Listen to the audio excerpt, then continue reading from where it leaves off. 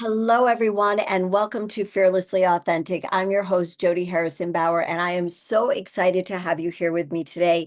If you are a first-time listener, this is the place where we educate you, empower you, entertain you a bit, and inspire you to live your most fearlessly authentic life. Because in my opinion, and from what I've learned through life, is if we are not living our most fearlessly authentic lives, then what the heck are we doing here?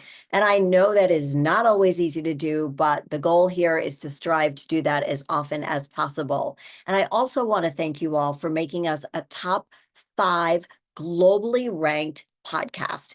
Thanks to you, we have been in progress here for 4 years, recording since May of 2020.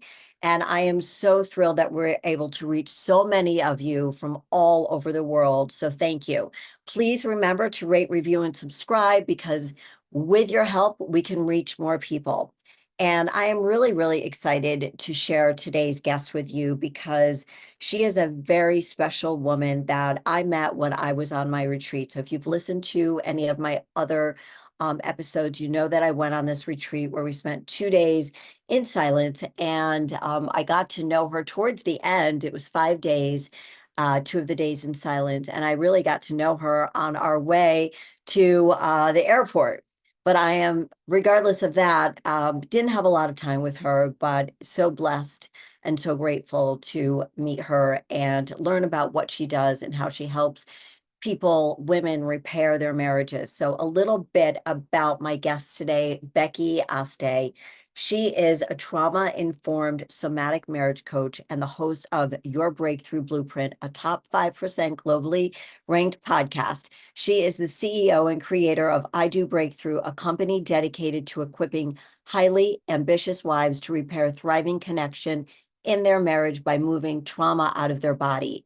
After spending a decade researching and going through every mainstream modality of healing to save her own marriage, she found herself 2 kids later, separated from her husband and on the verge of divorce. At the final hour, she stumbled upon the unconventional, game-changing of somatic work that took her marriage from dying to thriving in less than a year and has made it her mission to get this into the hands of every woman possible ever since. Welcome to the show, Becky. Thank you. I am beyond excited. I've missed you so much, so I'm really, really happy to be here. I know, I've missed you too. And we really only got to know each other towards the end, like after we broke our silence. After the silence, and then honestly, the most I felt I bonded with you was on that van ride to the airport and then waiting for our plane. I know, that was crazy. So Becky and I went on a retreat together in the British Virgin Islands at an island called Ariel. And 2 of the days we spent in silence, but it was only 9 women. Most of them, 4 of us were in our 60s. The rest of you were in your 30s, I would say. I don't think there was anybody, maybe somebody was in their early 40s or something, but basically millennials and baby boomers. And as Becky mentioned, we really sort of bonded on the airport ride back to taking off from the island. And it was just a remarkable trip, something I've never done, something that I wish that I could have told my 30-something-year-old self to do. But there were probably retreats like that back in the day in the 90s when I was in my 30s, but they were like for, hippies and, people that weren't, that I didn't know. So I'm just so grateful that people your age get to experience something like this and get to live kind of a different life with more self-awareness than maybe I had the opportunity to open myself to at that age.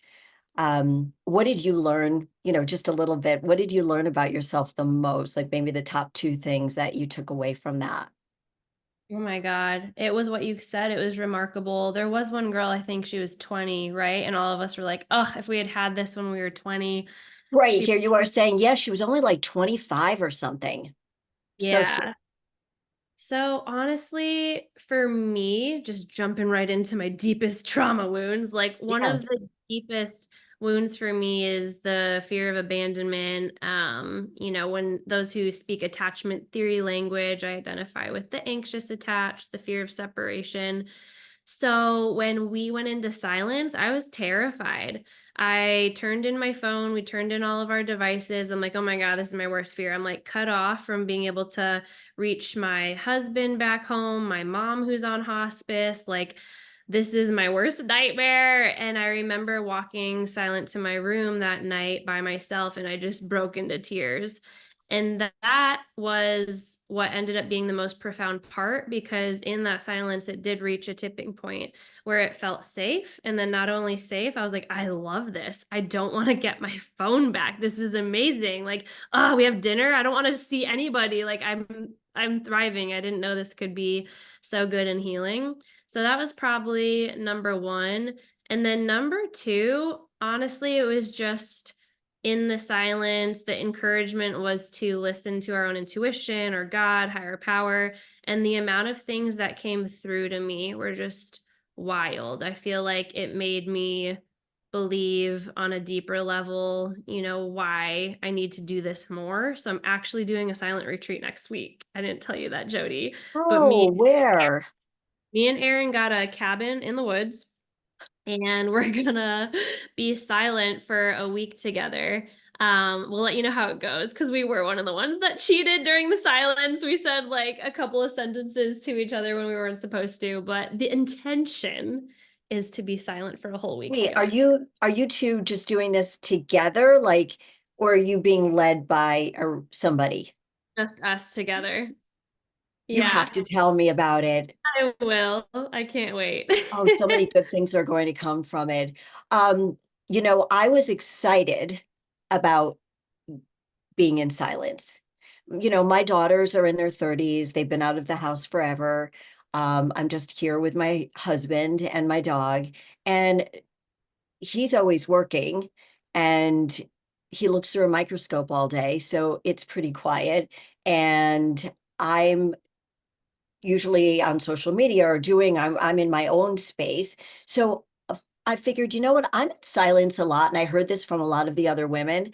I can do this. So I was really, really, really excited to go deep and do this. And like you, I did not want my phone back. At the end, like I was like, please, no, no, no. I know my daughters are okay. No, my husband's okay. No, my dog's okay.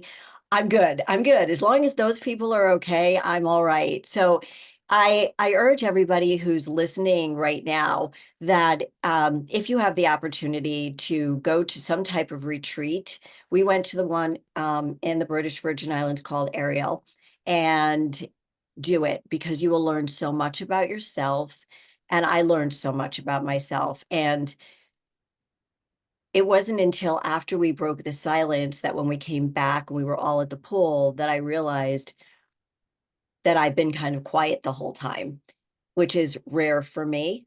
And that was when I kind of like reintroduced myself to everybody. So, and it's because of my childhood trauma of feeling that I've got to be perfect.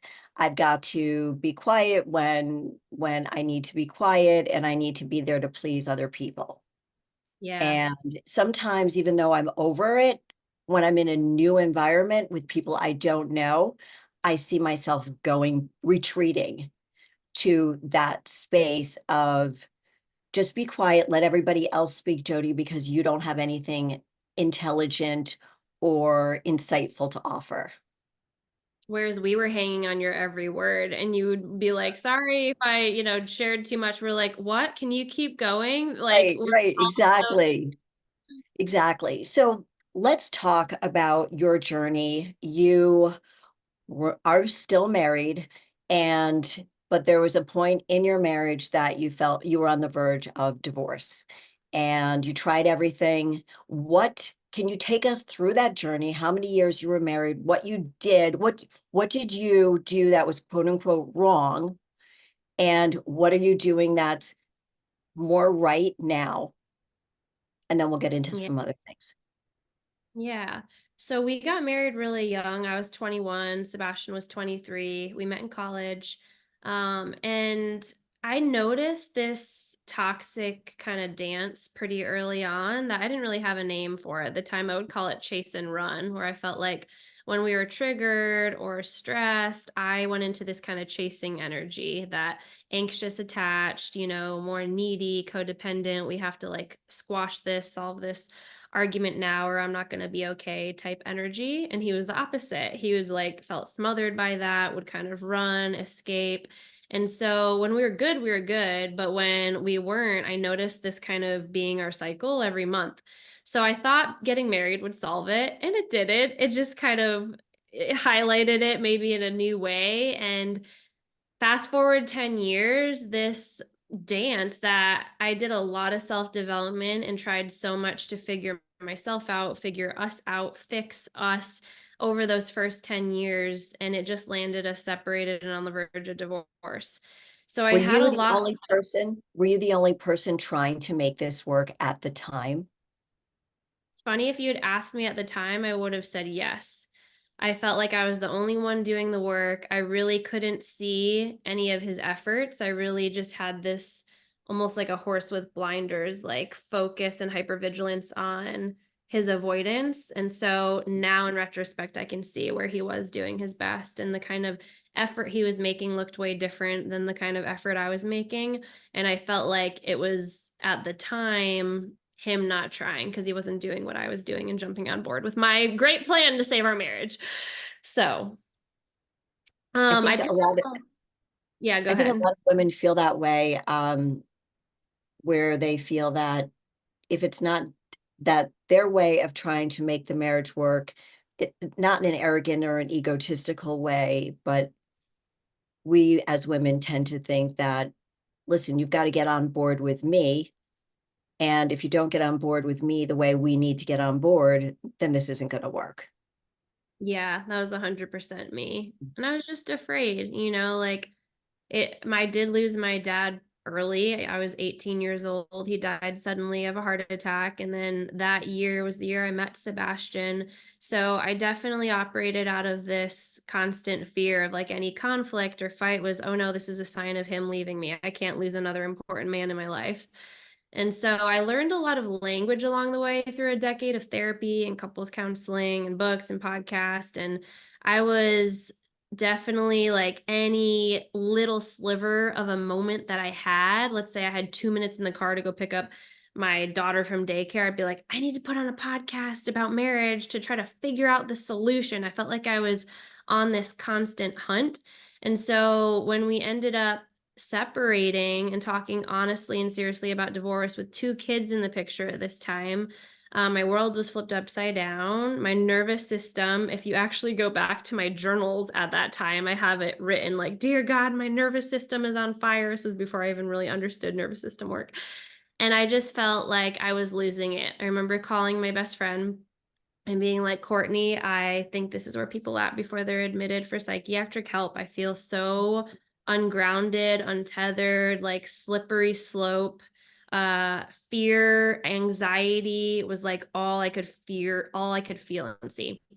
And that's when it was when we were separated. I was on Instagram and I stumbled upon this woman's account that ended up becoming the first online coach I ever invested in. It was a stranger off the internet. And she was the one that introduced me to somatic work.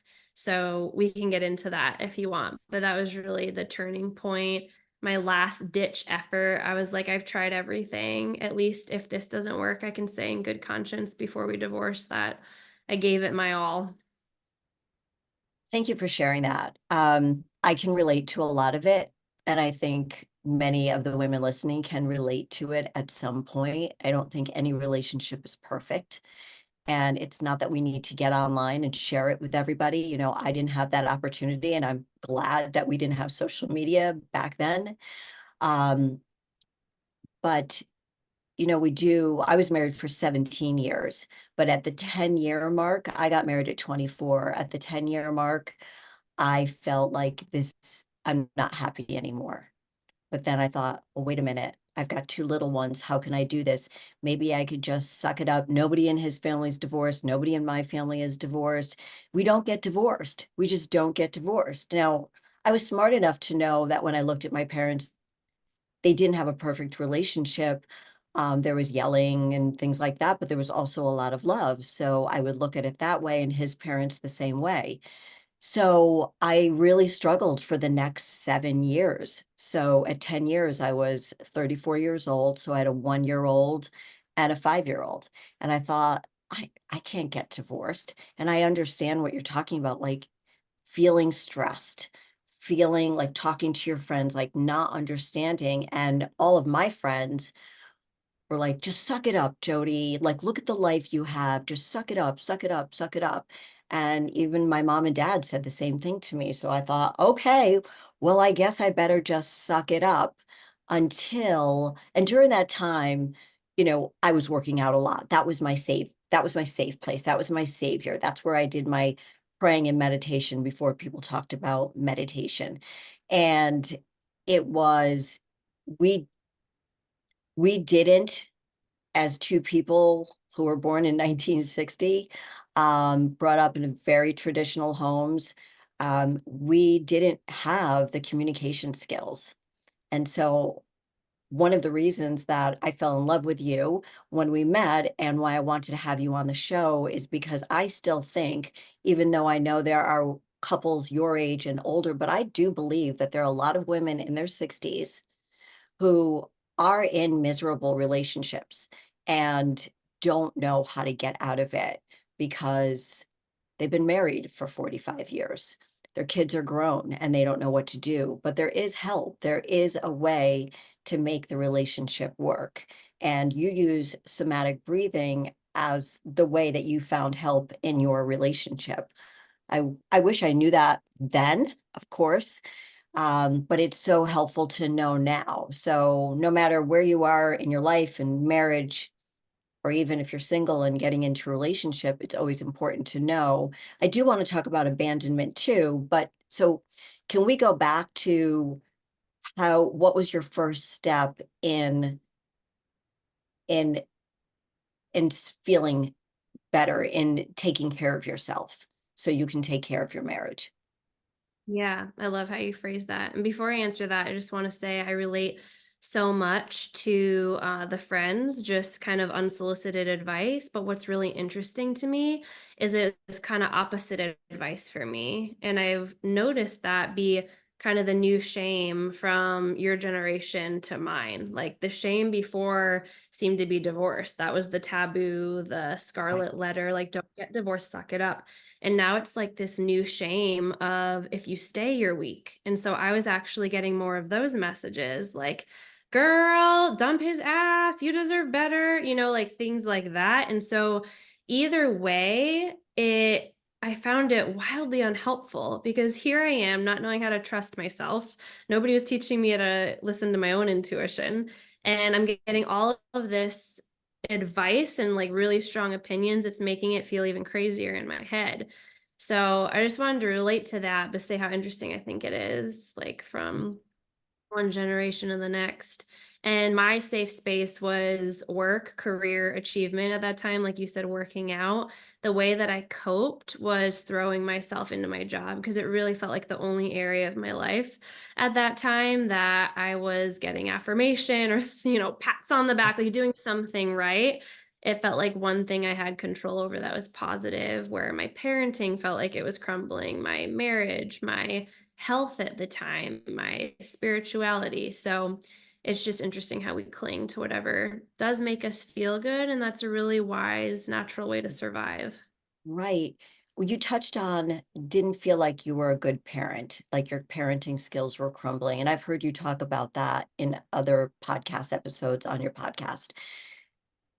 Can you explain that to us all? Because even though I'm 63 and you're in your 30s, um, that, you know, I still think of the things that I could have done better. I think every mom can understand, like, I could have been a little bit more patient. I could have been better in the way I dealt with this situation. And I heard about what you did with your son with the good night thing. And my oldest daughter was a real problem putting to bed. And we did do, when they were infants, the crying. And but where was your head when, how old were your kids at the time when you felt like everything was crumbling? Because I think so many of the women listening are in that same place that you were. Yeah, Anna was 2, Ollie was 4. Okay. Okay. Yep. So did you just feel you weren't showing up for them as your best mommy?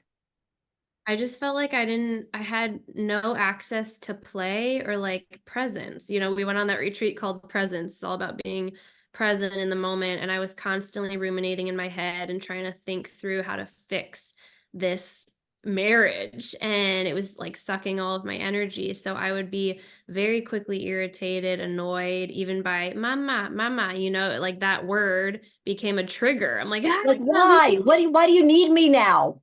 Yes. Right? Yeah. Like, come on, you're four. Get the sippy cup yourself. I mean, I know we're Yes. bitchy, but like we weren't like that. But yeah, so you felt like that. 100%. Just yelling at them, snapping, super angry, irritated, not able to get on the floor and play. Like, play felt like torture. It felt unsafe, and so much guilt around all of that. So it's like what in Buddhism they call the second arrow of shame. It's like the first arrow that we get hit with is natural human suffering. Things like anger and irritation, envy, like all of these things all of us feel as humans. But then what we do is we come around and we hit ourselves with that second arrow. And that Mm, second arrow is the arrow of shame. It's the arrow that says, I'm bad for having the first arrow in the first place. So it's not just I'm irritated. Now it's I'm bad because I'm an irritated mom and I suck and what's wrong with me. It's those kinds of voices. So it was just this like constant shame storm, which made me feel further and further from my kids. And when I stumbled upon that program that I invested in, and I learned somatic healing, I did it for my marriage and I started noticing shifts in my marriage. But then the surprise was, whoa, this is bleeding into my parenting. And I started to have breakthroughs in that area. And now my kids know somatic tools. And so I can expand on that as much as you want. yeah. But yeah, that was one of the most important pieces for me was, oh my God, I'm actually showing up as the mom I always hoped I could show up as. And the cool thing with somatic work is there's so much power in repair. And that has given me so much ability to release, the guilt, forgive myself. Like, yes, trauma is real, but repair is so real too. And Mm. the repair is even more important than the initial rupture, similar to like a bone breaking, how the bone, once it heals, ends up becoming stronger. So, yeah, very grateful and passionate about it. So let's get into somatic healing. What is it? Okay, so somatic just really means pertaining to the body, especially in contrast to the mind. That word soma, that store in the mall, like Mhm. soma built for all body types. Oh, yeah, yeah, yeah. Yeah, so soma just means body. And so you think of what we've been used to, our traditional mainstream modalities of healing, especially in this arena of relationships, right? If you're struggling or a girlfriend's struggling, like you tell them you should go to therapy or couples counseling or read this book or listen to this podcast. And all of those things are great, but they're all from the neck up. It's all talk therapy. It's listening, it's learning, all of that's great, but it's completely ignoring the body. So, somatic work, it's really just operating under this lens. What we know to be true is that the body keeps the score of what we've lived through. I think the book is on my shelf right here. Yeah, this is like the Bible of somatic work. Even if you don't read the book, the body Okay. keeps the score. The The body. title alone is like, Love you that. get I'm the gonna have to get idea. it. Yeah. And so the body keeps the score of what we've lived through. So if we really want to heal holistically, we've got to go into the body to move trauma out. We've got to learn how to regulate our nervous system after a lot of us who have been through real trauma, real danger that's put us into survival mode. We got to learn how to come back to this homeostasis. Mhm. Because where I was at, where so many of us modern day high achieving women are at, it's in this constant state of survival, this like flight, Might have. achieving, doing, yeah, fight or flight mode. And I remember being asked when I was like in that state, hey, Becky, when's the last time you were triggered? Can you think of a time you were triggered?" And I just looked at them like so cross, like, "What do you mean? When's the last time I wasn't triggered? I'm just like, that's how I live. I'm always triggered." Right. Um, so I started learning really, really, really basic at the beginning, grounding techniques that my coach was like, practice these on repeat, things like the five senses. So in a moment when I'm triggered, which was like all day, every day, name five things you can see, four things you can hear, three things you can touch, two things you can taste, one thing you can smell. And so I would be doing this, on repeat, on repeat, on repeat. And I remember feeling honestly really annoyed at first.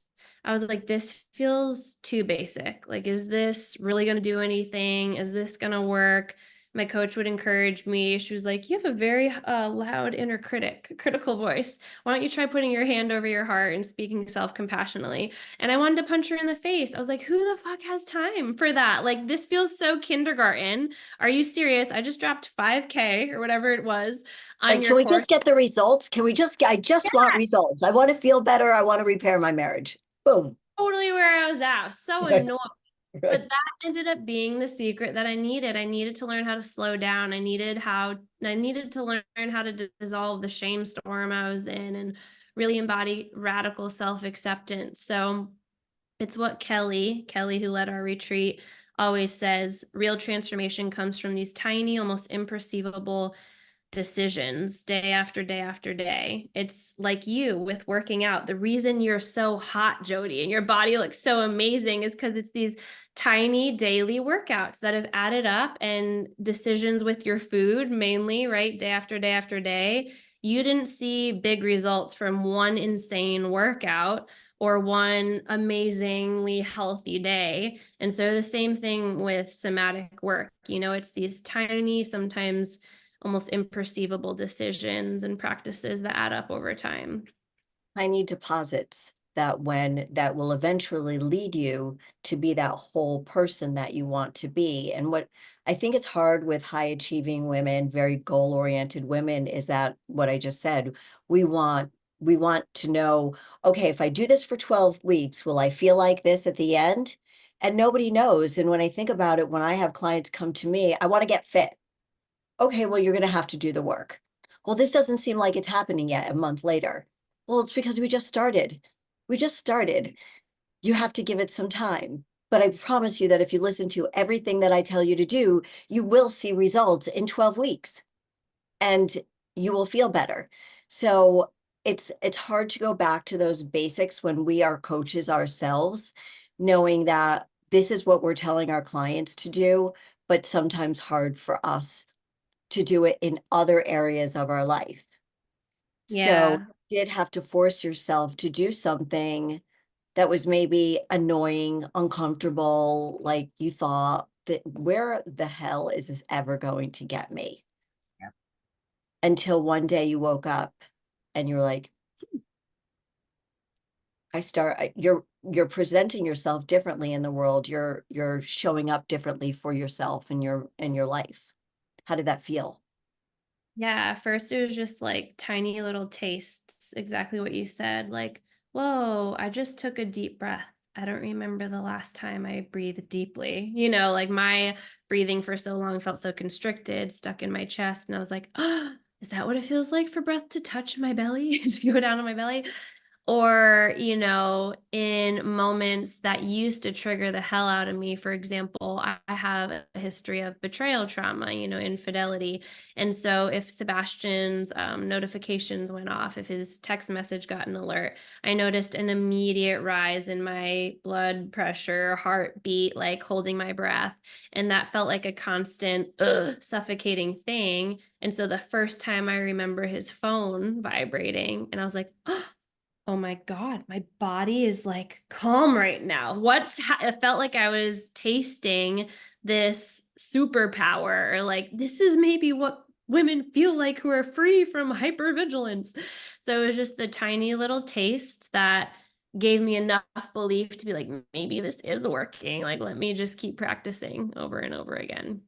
What did you think once you started this healing method? What did you discover about yourself that you were maybe traumatized by? and that that trauma started dissipating from your life. We'll always have it, right? And that's why we need to know how to self-soothe.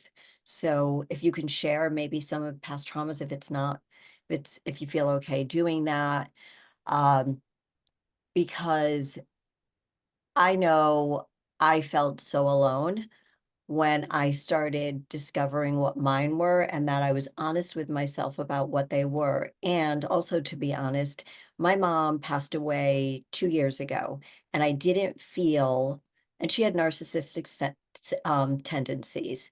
I hate throwing that word around because it's overused. So I don't like to say that she was a narcissist. Um, but I didn't feel that while she was alive, that I could really do that deep dive into my childhood. But when she passed, I felt like it was okay to do it. And it's overwhelming at times to recognize those things. And also on the retreat, I recognize those things as well and accept them about yourself. So when these past traumas were coming up for you, and you knew in many ways they were stopping you from being the best version of yourself, how did you start resolving those? What can you say to the women listening that may share some of the past traumas you've had? Yeah, well, going in that same vein of betrayal trauma, because that's a common one, a lot of the women that I work with can relate to that, whether it's actual physical infidelity or many even feel it from porn use. To them, that equates the Right. same in their nervous system. If there's an addiction to porn, they feel like I'm not enough, and it triggers the same kind of responses. So I remember at the beginning, it was just pulling out those very basic grounding tools anytime I was noticing activation in my nervous system. So the five senses on repeat, box breathing was a big one for me. So breathing in the nose for 3 seconds, holding for 3 seconds, exhaling for 3 seconds, holding for 3 seconds. It's like you can imagine tracing a box Mhm. in your mind. I would do that all the time. One time I remember I found a receipt and it had a lingerie on it. And it was not, I had not gone shopping there and not buy myself any lingerie. It was immediate. My whole body went hot, everything like kind of feeling. And I went upstairs and I remember old me would have gone right to Sebastian and been like, what the fuck? Like immediately accusing, terrified. What is this? And I was like, let me do something different. I spent probably an hour tracing the outline of my body in my mind's eye. That's a funny thing called proprioception. It's a big word, but proprioception just means the awareness of your own body in space. So it was me imagining almost like a kid drawing chalk or, tracing the body, just imagining doing that over and over and over again. And what that does is it reminds me in that moment in my body that I am a separate boundaried being from whatever's happening outside around me. There's people constantly influencing us, situations, triggers. And so this little practice helps me remember, okay, I'm my own being. I can detach from this, which was part of the work for me. So here I'm upstairs breathing, I'm doing my grounding exercises until it takes an hour to find like I'm in a place that I can speak to Sebastian from a grounded place. Mm. Anyway, I was able to have a conversation, not accusatory, not charged with this energy of fear. Turns out it was his mom's receipt that she left at our house when she was babysitting. So and I also, because of what I was practicing in this program, was learning how to trust what was coming out of his mouth, because for so many years it was like if he told me something, let's say I'm asking him about something like that and he's giving a reason, I'm still constantly hyper vigilant and scanning his facial expressions and what's coming out of his mouth and his body language, and not being able to detect, is he shitting me or not, is he telling the truth?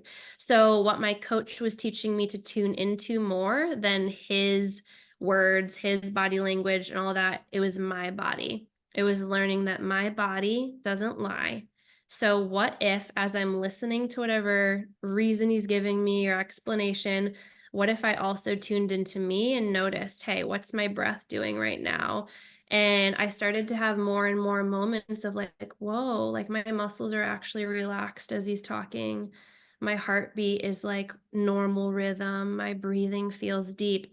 I can trust him not because of him. I can trust him because my body doesn't lie. And my body is like a detector for BS. And that's what I started to practice. Mm. So we started to have more moments of that added up and repaired a lot of trust. There's a lot of broken trust between us by year 10 of our marriage. And so that's what it looked like in practice. Those are just a couple of examples. Thank you for sharing those. Was he, so you are practicing somatic healing. Is he on board with it? Is he noticing a difference? Do you need, because one of your posts, by the way, everyone listening, you need to go to Becky's Instagram. She's very funny, very educational. We'll give you all that information at the end. But yeah, you're hilarious. And I love the way you make your points and educate your audience. Yeah, you should, you're a good actress. And so one of the posts that you put up a little while ago said something, I'm going to screw this up, but you both don't need to be on the same page. Like you could repair your marriage on your own. Do you know what I'm talking about?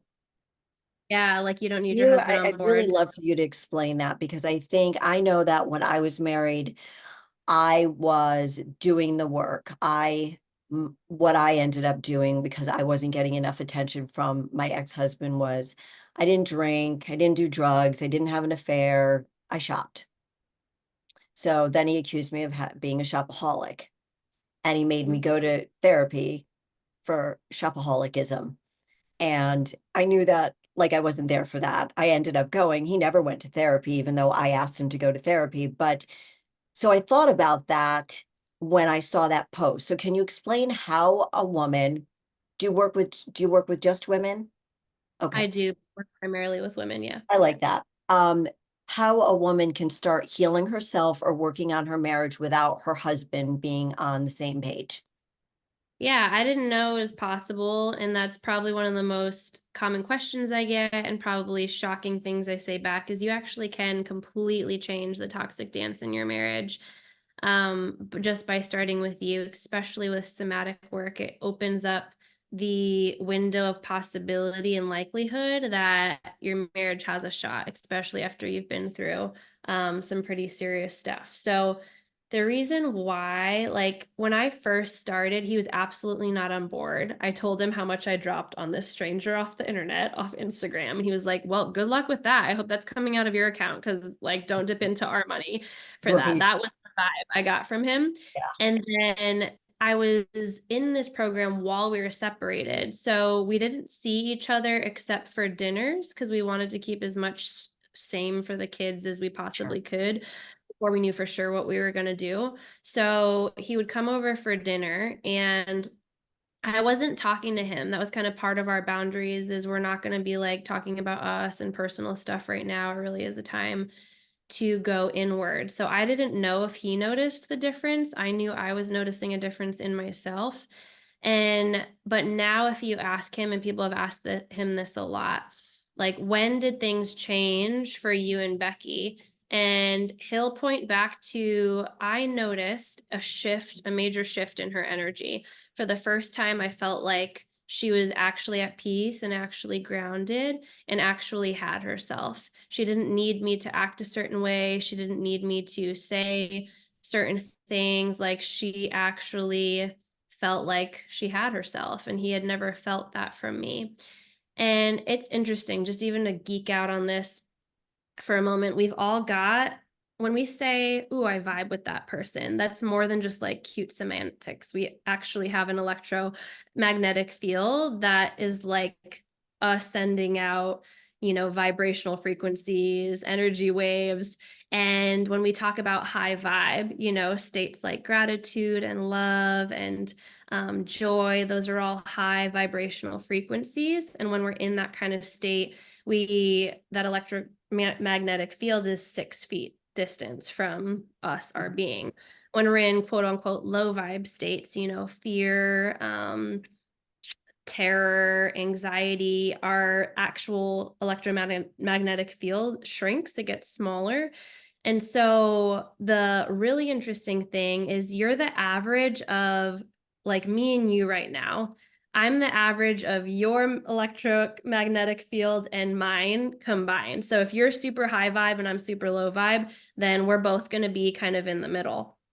And so this is what he started to notice and will tell people now is like, yeah, really, it was just her vibe. I can't put my finger on it. It wasn't something that we were talking through or something profound she was saying or offering. I just felt different in her space and I felt safer to really approach her. So that was what opened up the door to us having some really honest, some of the most honest conversations we'd ever had in our marriage. That was the first time I ever saw my husband cry after 10 years, of being married and us being able to talk about hard things without both of us going into our own spiraling, where I would get into that chase energy, like, we need to fix this, and him getting into the run energy, like, get me the fuck out of here.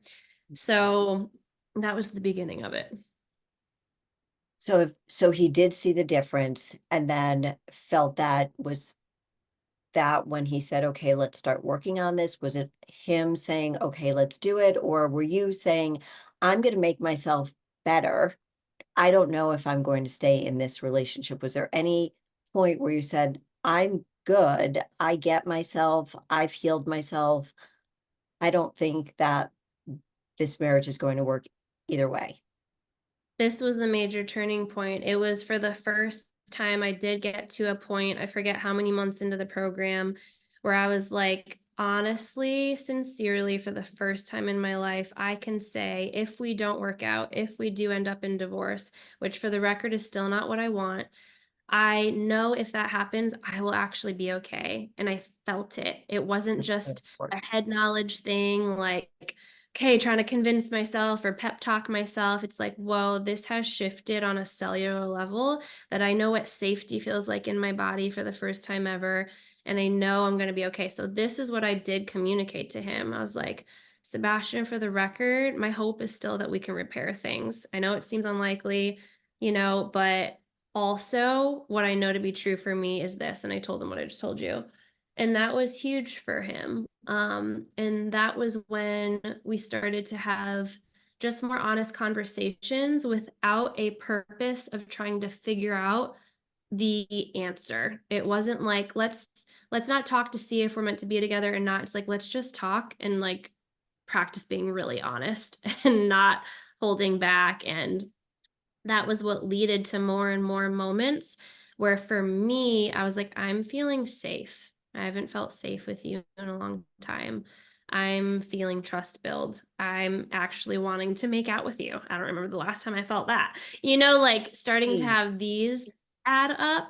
And so me continuing to be honest with him in those moments, like, hey, I don't know where you're at. Again, like if you still think divorce is the route to go, I have no control. I will be okay. But what I'm noticing over here is I'm really enjoying being near you, and that feels new. And I'm looking forward to talking to you. So it was like we were almost dating that's all sweet. over again.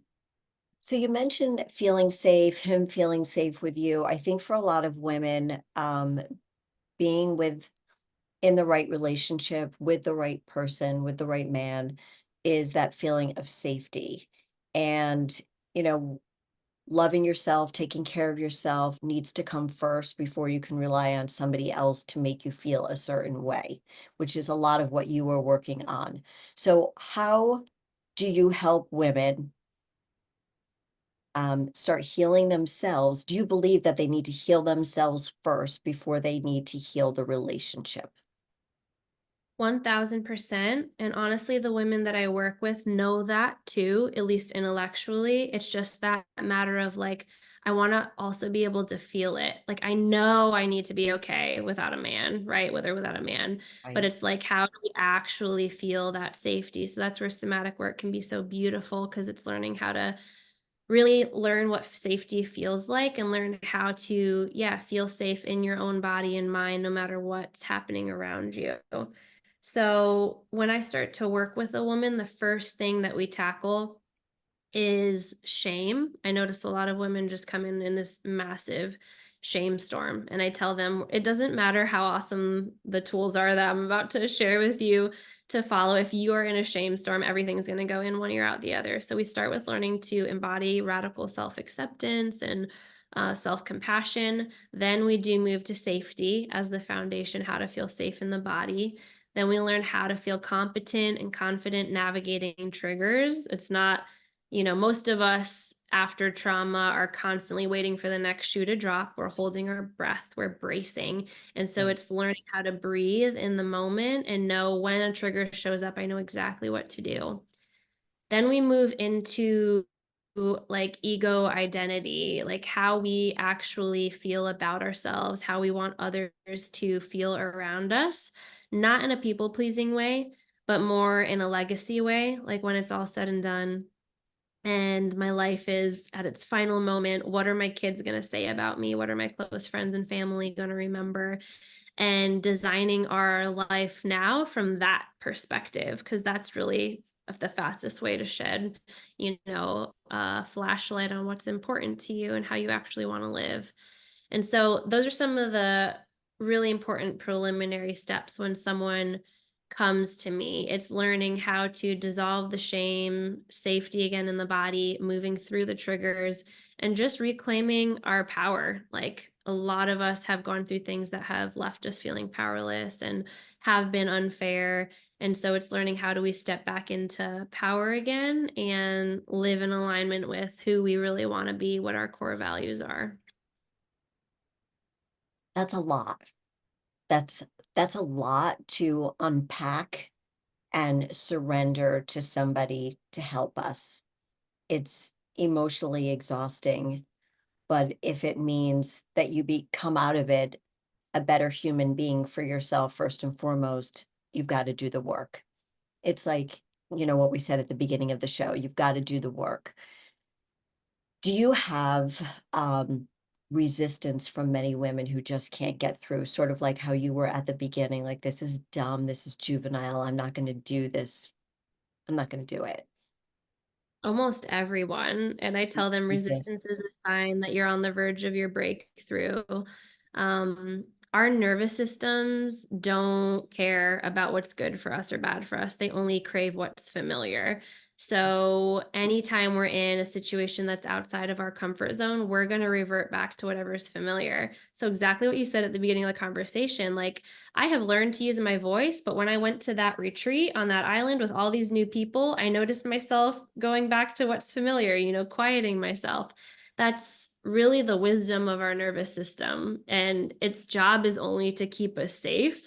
So, if we can know that and learn to work with the nervous system to just tiny incrementally expand our capacity to hold unfamiliar situations, that's when we can actually start, to grow. But anytime someone hits resistance, whether that looks like avoidance or perfectionism or criticism, I just relate to them. And that usually helps. I'm like, oh my God, me too. This is like how this showed up for me at the beginning. And we work through it. So I think one that dissolves their shame, that dude, everyone, right? Has some kind of resistance. And then two, they can see, oh, if Becky had the same thing I was feeling and like she's here now, that's the inspiring thing about working with coaches is you want to just link arms with someone that is where you want to be, has gone through some of the stuff that you've gone Right. through. Exactly. How does this differ from breath work per se? So you hear people talking about yoga and breath work. There's yoga and somatic healing and breathing. Can you just explain to us what the difference is? Yeah, so somatic is anything that has to do with the body. So yoga is a part of that. You can that falls under the umbrella of somatic healing. Also breath work. So we have some of our guest expert sessions. I'll bring in a yoga instructor, breath work practitioner, and that's a really amazing way to process trauma, to move trauma out of the body, to regulate our nervous system. So it's not a difference necessarily. It's yoga and breath work can fall under, the greater umbrella of somatic work. Ever since I met you, I've thought about somatic healing, somatic breathing, and I didn't know what it was. When you and Aaron were talking about it, I had no idea what it was. I am not a yogi. I've done yoga a little bit. When we were doing breath work, when we were in yoga and everybody was doing these big inhales and these big exhales, I was just so I'm not that person who takes those big inhales, like what you were talking about at the beginning of the show, the big inhales that you could feel it in your belly. Mine are very shallow. Yeah. So it made me think about learning more about this and going to a yoga class or just finding somebody like you. So we'll talk after the show about breathing. And when I think about the women I know, and even myself, when I get anxious, I don't have the tools sometimes to calm my nervous system down. And especially going through menopause, uh, for anybody who's peri or postmenopausal, you know what it feels like to have those emotions all over the place. And I was thinking the other day, I got divorced at 42. That was in the middle of being perimenopausal while everything was like, boom. And so many women get divorced in their early 40s. And I want to take a poll. I want to find out what the connection is. Are they perimenopausal and are they going through perimenopause with those symptoms, but everybody thinks they're crazy because I was given Prozac at 38. And, Yeah. just in thinking if we had techniques to learn how to calm our nervous system, learn how to breathe correctly, understand the healing qualities of everything that you've talked about, we can heal ourselves. It takes time, but we can heal ourselves and more than likely heal the relationships that we're in, or our next relationship. And I think so many women my age who didn't grow up learning this um, need to hear from you. So I am so thrilled that I've been able to share you on this show today, because it's so important that we need to learn how to soothe ourselves, self-soothe. And I never really understood that. But I knew I was behind everybody else on the retreat when it came to the breathing. I was just like, oh God, this is just, I'm not like the rest of everybody here. I'm like just that girl that was going to the gym and not doing anything else. So even though I've integrated yoga, and it's very, very important to do that. So how can, well, before we get to the end, what is your biggest takeaway from learning somatic healing? If somebody is in your situation right now, what advice can you give them for what you've learned and what you are doing to help other women?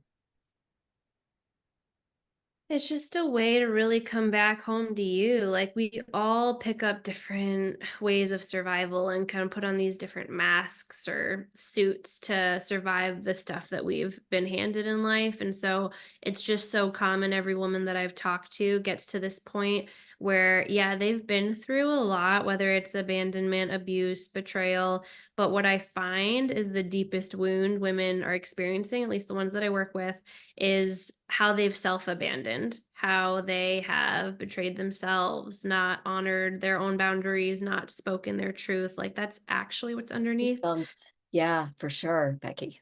Yeah. And so it's a way to be able to get to a point where you can honestly, sincerely say to yourself, like, I've got you. I'm never gonna abandon you again. No matter what happens, I'm not going anywhere. And so that would be the invitation because I mean, that's the place you want to make any decision from when it comes to a relationship anyway. Most of the women I work with are very on the fence of should I stay or should I go? They don't know how to, really find that with clarity and hear their intuition and trust it. So, somatic work helps you come back home to you and so in tune with your own intuition that you can make a choice whether that's to stay or go. And I Mm. tell every client that I'm like, look, this kind of work, it's either going to call him up or it's going to call him out. But either way, you win because at the end of the day, awesome, your marriage was saved, or awesome, you're finally stopped self abandoning. It's a best case scenario, two best case scenarios that can happen after this. So that's what I would leave listeners with. It's also the most gentle, easiest healing, to be honest, that I've ever experienced. I did so many hard things and jumped through so many hoops and did so many intensives. And that was what was annoying to me at first when I began. I was like, this feels too basic or too easy. But like that was the key. We don't need big, new paradigm shifting huge hoops to jump through. We've actually done all of that. Like we need basic ancestral healing. Right, right. And I feel that even this type of healing could help somebody who's in a toxic work situation or with a friend that this isn't working for me anymore. Um, I know you work more specifically in marriages, but once we learn how to heal, do you feel that these methods can be applied in different aspects of our life? Absolutely. And that was what inspired my podcast was I had the breakthrough in my marriage, but then pretty quickly I was like, "Oh my god, this is leading to breakthroughs in my parenting, my purpose, my money wounds, my, spirituality." And so that's what the podcast is all about, is breakthroughs in all holistic areas of life. It's for anyone. So if somebody's listening and they're like, "Yeah, the marriage thing isn't my thing, but I would love a good somatic practitioner," just DM me. I have friends that I refer people out to all the time that I deeply trust, full of integrity, like just geniuses in the field of somatic. So it's for everyone. It sounds like it is. Tell us how we can get in touch with you the best way. Instagram. Yeah. Instagram is Becky_Aste, and you can DM me. I'll actually respond to you. Okay, and her last name is spelled Aste, right? Aste, even though it's pronounced Osti. I'm gonna screw it up. Um, Aste. Nobody pronounces it right. My husband's Colombian and Peruvian. You can't guess. He looks super white, but yeah, it's a Latino name. yeah. Okay. And your website, do you have a website where people can reach out to you as well? Yeah, www.idobreakthrough.com. Okay, and your podcast? Your breakthrough blueprint. It's a great podcast. You all have to listen. All right, we have 1 minute left. Last question for you. What does it mean to you to be fearlessly authentic? Oh my gosh. Oh, you hit me with a deep one. I know. Fearlessly authentic. Honestly, what comes to mind is it's not that we're without fear. We're humans. This side of heaven, we're all going to have fear, but it's the acting anyway when the fear is there in a way that's really in line with that higher version of you. If you think of that person who's on her deathbed and is someone who's like, "I lived it. I did it. I did the damn thing. I showed up as her. I have no regrets." That's fearlessly authentic to me, is tapping into that woman and being able to show up now, even with our fear, Mm, acting as if you are her, the one that you is in your wildest dreams, aligned with your core values. that's beautiful. Thank you. Becky, thank you for being on the show. Thank you, everybody, for listening. And until next week, go live your most fearlessly authentic life. Bye bye, everyone.